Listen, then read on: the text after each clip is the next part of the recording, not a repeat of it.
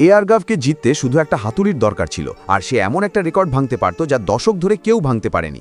কিন্তু যখন রুপির পালা এলো তখন সে চালাকি করে তাকে চাপা দেওয়ার চেষ্টা করলো, ভেবে যে এবার জয় তারই হবে। কিন্তু সামনে থাকা প্রতিদ্বন্দ্বী এক দুর্দান্ত নতুন চাল চালল, যার ফলে তাকে এদিক ওদিক দৌড়াতে হলো।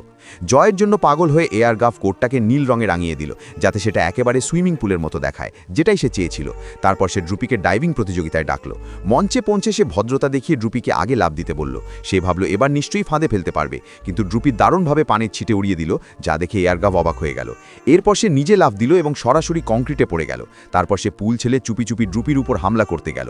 ভয়ে সে চোখ বন্ধ করে ফেলল, কিন্তু উকি মেরে দেখে ড্রুপি আরামসে ছবি তুলছে। হার পূরণ করতে সে নিজেই বিচারক হয়ে গেল। ফিনিশ লাইনে গিয়ে নির্দেশ দিল, কিন্তু ড্রুপি এক ঝটকায় জিতে গেল। এরপর সে শক্তি দেখাতে চেষ্টা করল, কিন্তু ড্রুপি তাকে সহজেই তুলে ফেলল। দুনিয়ার সবচেয়ে বড় মিথ্যা হলো, যদি সে পারে আমিও পারবো।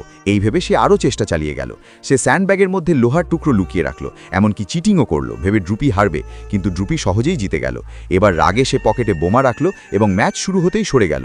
তবুও ড্রুপি জিতে গেল। এরপর রিংয়ের ভিতর দিয়ে যাওয়ার প্রতিযোগিতা হলো। ড্রুপি সহজেই পার হয়ে গেল, আর এয়ারগাভ বারবার দুর্ঘটনায় পড়ল। এমনকি ছোট একটা গাড়ি দিয়ে ড্রুপি সব বাধা পার করে ফেলল, আর এয়ারগাভের দামি গাড়ি ভেঙে গেল।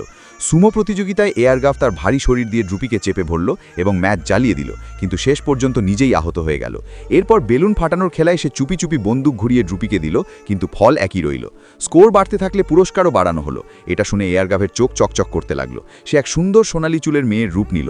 তাকে পাওয়ার জন্য সে ট্রাক দিয়ে লাইন মুছে দিল এবং রাস্তা বদলে দিল, কিন্তু ফেরার সময় তার গাড়িই ভুল পথে চলে গেল, আর ফলাফল আগের মতোই রইল। এর থেকেও খারাপ হলো, ড্রুপি কোনো ফাঁদেই পড়ল না। এরপর এয়ারগাভ কর্মচারীর ছদ্মবেশ নিয়ে সই নেওয়ার চেষ্টা করলো। ড্রুপি দ্রুত একটা পদত্যাগপত্র লিখে দিল। সে সই করতেই এয়ারগাভ খুশি হয়ে গেল। ঠিক তখনই ঘোষণা হওয়ার সময় এলো। ড্রুপি চ্যাম্পিয়ন, কিন্তু পদত্যাগপত্র দেখিয়ে দ্বিতীয় স্থান অধিকারী এয়ারগাভকে বিজয়ী ঘোষণা করা হলো। সে আনন্দে নাচতে লাগলো। ঠিক তখনই সেই সোনালী চুলের মেয়ে সামনে এলো। মঞ্চ উপরে উঠল, আর সত্য প্রকাশ পেল।